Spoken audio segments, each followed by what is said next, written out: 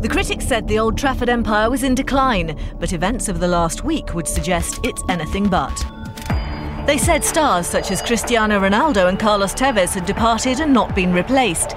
And this time last week it looked like Wayne Rooney was on his way out too. But never underestimate Britain's longest-serving manager.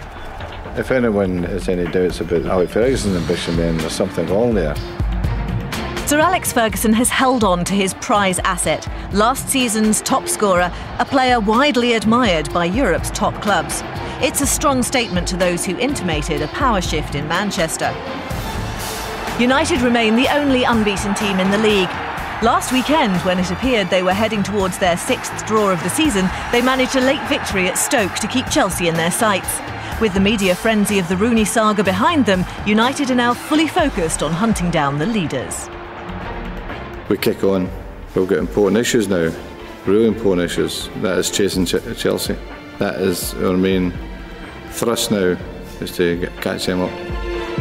If Rooney had shown concern over the quality of United's squad and the standard of their signings, he can't have meant Javier Hernandez. In the star striker's absence, the Mexican scored twice. And after grabbing the winner in the League Cup against Wolves on Tuesday, Sir Alex was full of praise for the 22-year-old.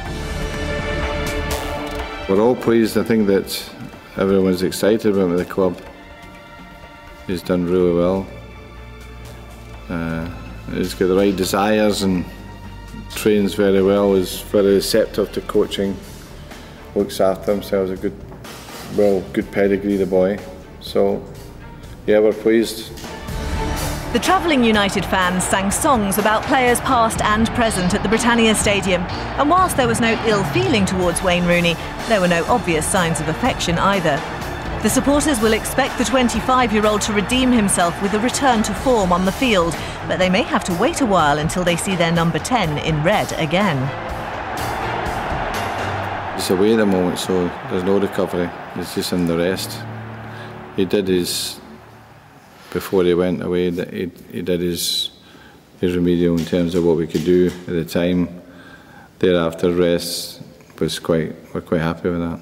He's still looking at 3 weeks. That was sort of the original prognosis, wasn't it? Yeah, I think it may be longer. United welcome Tottenham Hotspur to Old Trafford on Saturday as the league's elder statesmen go head-to-head. Harry Redknapp would love to get one over an old and respected friend. He's a fantastic supporter, I think, of all young managers in this country. If anyone wants to ring him up, I bet you he always returns their calls. He's never been aloof or to other people in the game. He's a real fantastic, in my opinion, a great role model for any young manager, you know, and he's a top man in our profession without a doubt. A win for Spurs would see them leapfrog United into the Champions League places. One concern, though, is that they haven't kept a clean sheet since the first day of the season. Fighting a campaign on domestic and European fronts has emphasised the need for strength in depth, particularly in central defence.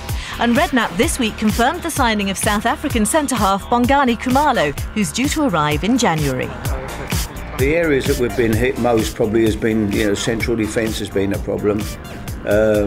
Luckily, obviously, we took William Gallas when we did take him because, we have been short there. Ledley's been out, Michael Dawson's been out, Jonathan Woodgate long term. So we've had problems at the back, but we've coped okay. Tottenham have never won a Premier League game at Old Trafford, though fans would point to the Pedro Mendes goal that never was. In fact, the last time they beat United was way back in 2001. Willem Korsten, remember him, and Les Ferdinand bagging the goals nearly a decade ago.